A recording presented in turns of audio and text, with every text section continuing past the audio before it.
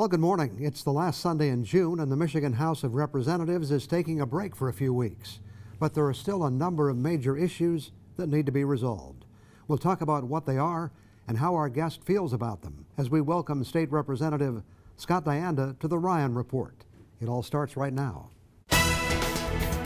From TV6, this is the Ryan Report. Now, here's your host, Don Ryan. Well, State Representative Scott Dianda is serving his second term in the Michigan legislature.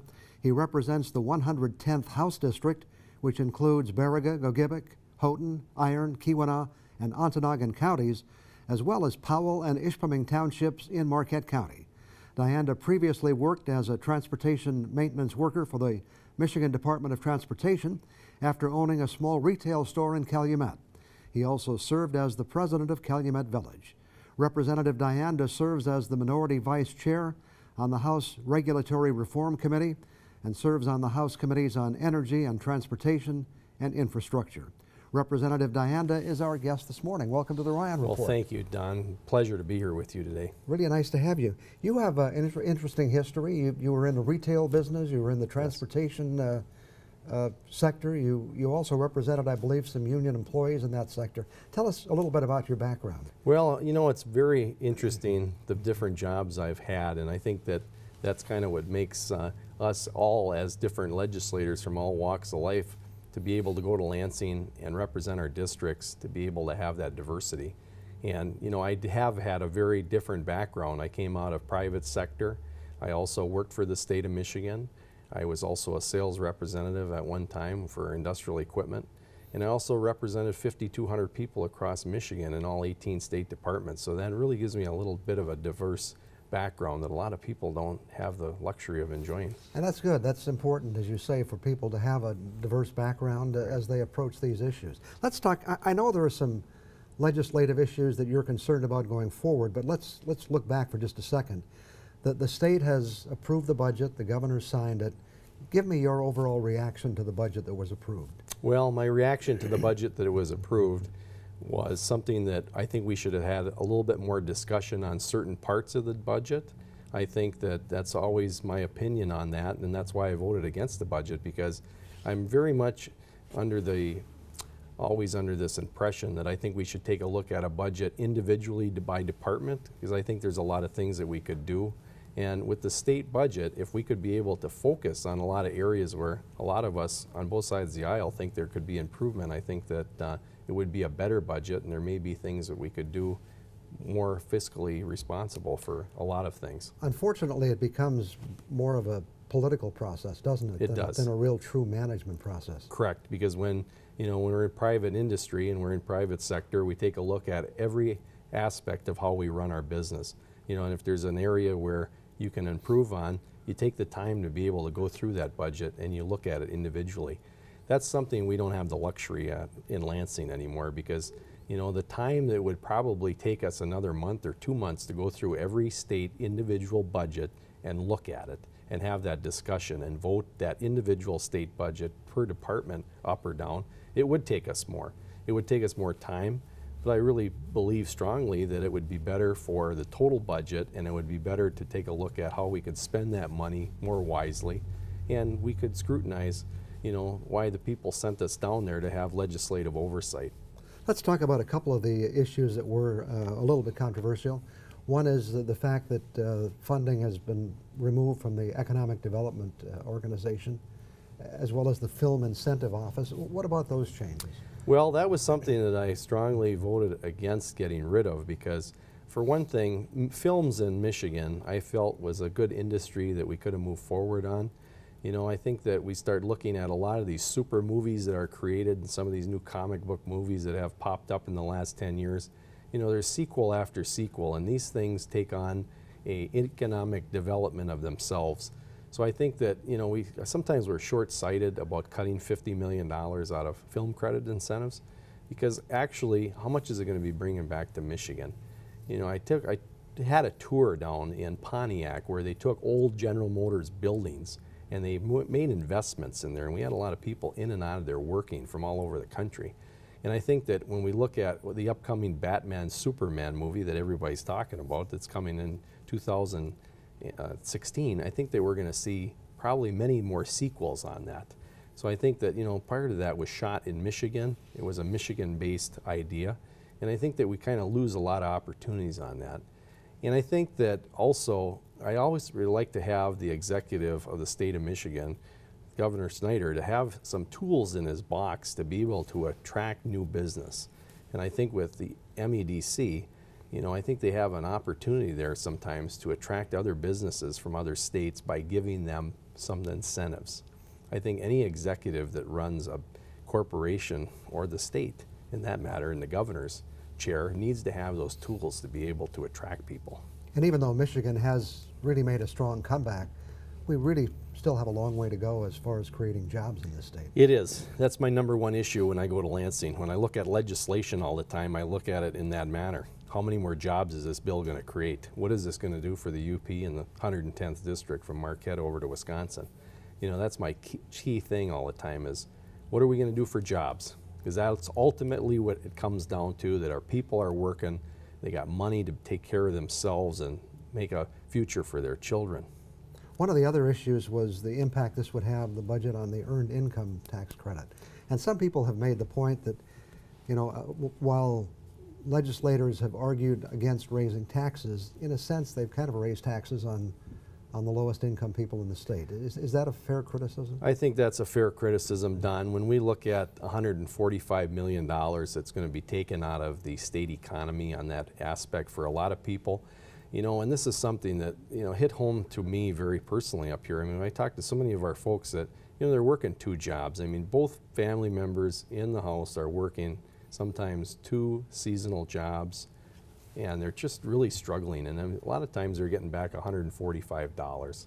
You got a lot of people up here that we're struggling a lot. We're struggling to make sure utilities are paid, that we make the mortgage, make sure these kids got a set of clothes on them. And I think that, it all adds up. And that's something that, is it really going to be a game changer with the budget? That's why I was definitely against it. I think that, ultimately we got to make better decisions with our current budgets. How about education? There are some increases, but it almost seems like it's almost a wash, because I think they're losing some benefits they were receiving in the K-12 system. They're going to be losing some benefits on it. And the thing that I tell people in Lower Michigan, and I always make sure that they get our perspective up here in the UP, is we got a lot of changes in our climate that they don't have to deal with downstate. There's a lot more expenses to our school districts. The transportation cost is more because we're hauling people further around with these students, and also our heating costs are higher. We use more energy than a lot of these other school districts across the state. So I always make sure that people understand our perspective of 250 inches of snow in our district on average in a lot of spots, and the fact that we've got a lot more darkness, and that all just costs a lot more money. And I know the people of Upper Michigan understand that, and I'm trying to make everybody downstate to get our perspective on when they're making cuts, and if they're only going to put down so much per student, how it affects us up here. And if there's parameters on things, it's tough.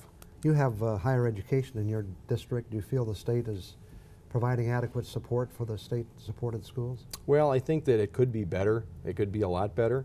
I think that when I talk to so many of our young people that are going on to higher education and they're struggling with the debt that they're taking on and the payments that they're having to make as soon as they get out of school, I mean, it's going to take a struggle on our economy. I think that, as people acquire a lot of debt out there when they're going into higher education, they come out, they're not being able to purchase those homes, they're not being able to start families, and that all is a big factor on the UP economy. And what was approved was a 1.5% increase generally, but it limits tuition increases to 3.2%, which both Northern and Michigan Tech, I know, have agreed to.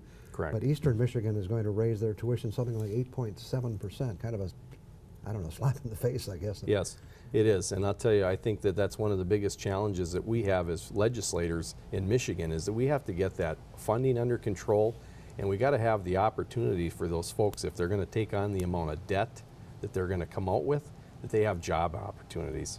I think that's one of the biggest things that I have a fear of, is just we keep exporting these people out of Michigan.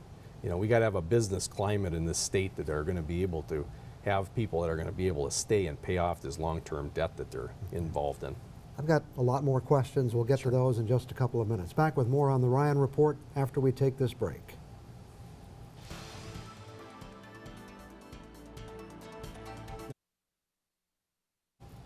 We're talking with State Representative Scott Dianda from the 110th District.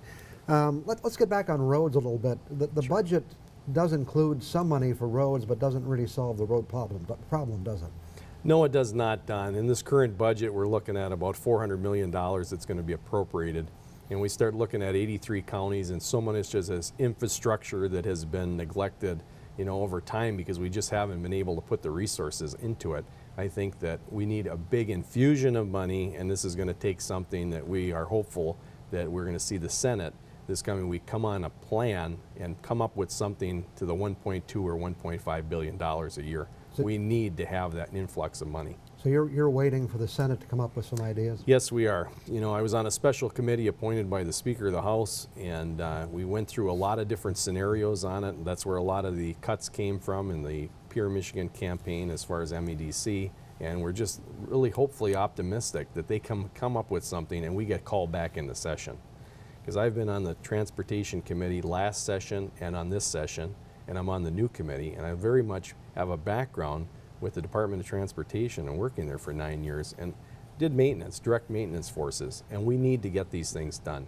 We have to fix this infrastructure problem that we have. Doesn't part of it have to be raising some revenue somehow? We definitely got to raise some revenue, and I think that we're going to have some partnerships between, the Department of Transportation and a lot of our county partners out there and a lot of our cities. I think that, everything is going to be up for discussion, when the Senate takes a look at it. I think that we're going to have to take a look at more higher technology. We're going to have to start looking at what we're going to do to cut down a lot of our overhead.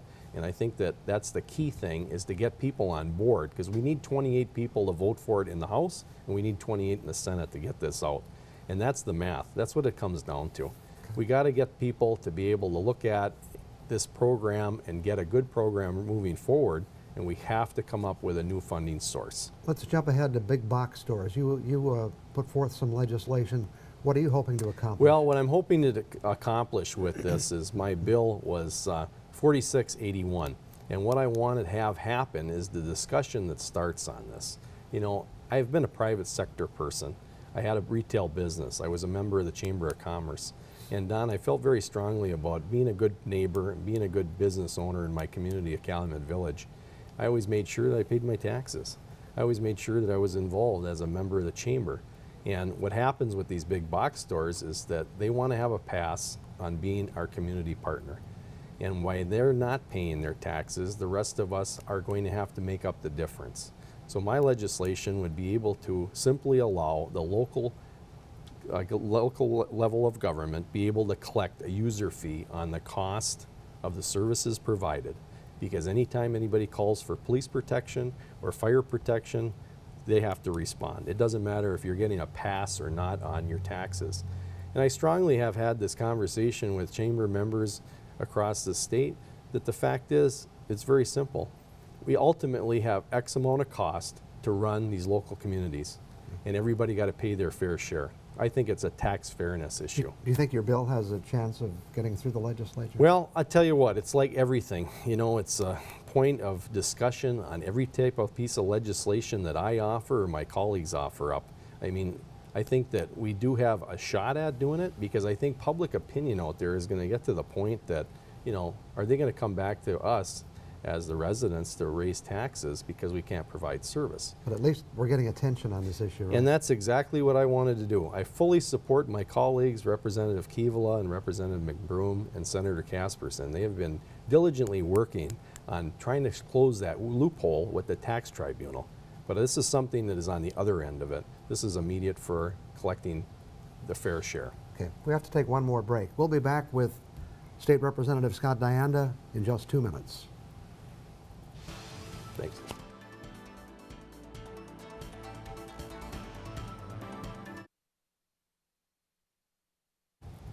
And we're continuing our conversation with State Representative Scott Dianda.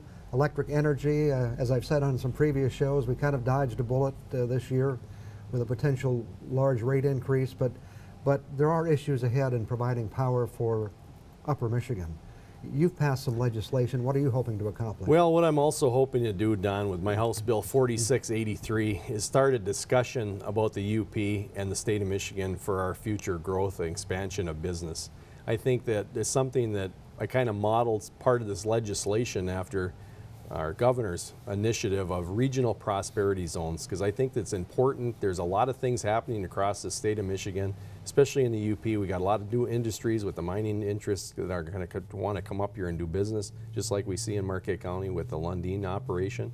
We should have the flexibility to looking at our power situation. And you know, if you're in Lower Michigan in the Grand Rapids area and you can use household garbage that's separated and done right to make energy, or if you're looking at wind or solar, if we're looking at woody biomass in the UP, I think we got to have those options. Hydro, we got to have a good program of where we're going, how much power we're going to need. And I think that's very important to why I created this legislation to have this discussion, because there's a lot of people up here who've always said, and I count on a lot of my folks who've been around for many, many years that are current energy people and retirees have worked in this, and I really want to have that dialogue with a lot of people, all stakeholders. There's also legislation from some other UP lawmakers dealing with connecting the Upper and Lower Peninsula, and I know the governor has supported this too. There are some who think that this may be too expensive a solution. What's your reaction to it? Well, my reaction is I think that we have to look at everything. Everything is always on the table. I always support my colleagues on this. I think that we always got to have a discussion to see what is the best for the people of the UP, and I'm very supportive of having the discussion. But, you know, I'm very cautious on that because of being a private sector guy. I always watch my cost in business because I had to make payroll. So I'm always a cautious person when it comes to the dollars. We really have two choices, either to generate it here or to bring it in from outside, and apparently the solution will include both of those It probably will down the road. It's just nice to be able to have a lot of your people in the UP working when it comes to power production. I look at the historical point of view when we all had a lot of industry in the UP and a lot more people sometimes in different areas working, and generation was up here. So I'm very cautious to see what we're going to do. We have less than 2 minutes. How are things doing economically in the district you represent? I think things are starting to really bubble, and I'll tell you, one of the things that I've seen a lot of growth in is in smart zone technology. We've got a lot of startup companies in the West End because of the things that we focused on. High Tech, Michigan Tech, Finlandia, smart zone companies. We started working with a lot of software companies. We got a lot of research going on in the West End of the UP. Very proud of that. And half of that has really blossomed with the development of having the high-speed internet connections. I mean, that's something that I think that we got to really focus on, not just with our natural resources, but we need to focus on our people and our technology, because that's something that they can operate worldwide in the West End of the UP. We have only 30 seconds left, but is copper mining going to return to the copper country? I'm very hopefully optimistic that it does, because the only reason that I've been up there with my family for 4 generations was because of copper production. So we love to see them come back and go strong and hire our people. And there is a plan to kind of consolidate everything that's up there into one company, one operation? Yes, and I can say that historically we had many different mining interests up there when they first started in the late 1800s. And one thing that brought them all together was Calumet and Hecla. They consolidated all those small mines just like they're doing now, Don. I look forward to their success. Okay, well, thanks for joining us today. Thank you very much. Hope to have you back in the future, and we'll get an update on how some of these issues are doing. Thank you. Thank you to the viewers. Back with more on the Ryan Report after we take this break.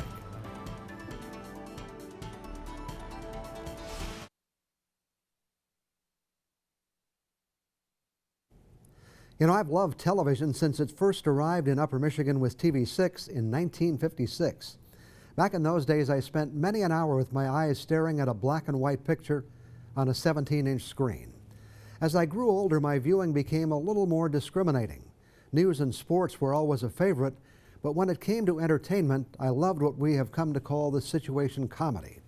I've always felt it was better to laugh than to be sad, and so I've watched at least a few episodes of most of the comedies the networks have put on the air to entertain us. But it comes at a price, and it happens every year.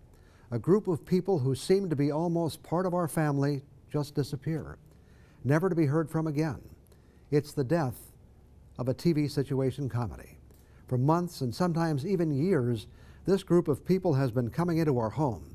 We know them just like we know our best friends, and then one day they just leave. often without saying goodbye. When the TV season ends, you know they'll return in the fall, but sometimes the TV powers at the big networks have other ideas. They send the show off into TV Neverland, and no one ever tells you why. It appears that things have changed over the years. Didn't it seem like Lucy and Ricky were around forever? Dick Van Dyke and Mary Tyler Moore spent so many seasons with us. Jerry Seinfeld and his friends seemed to hang in there for a long time. Then look at this year.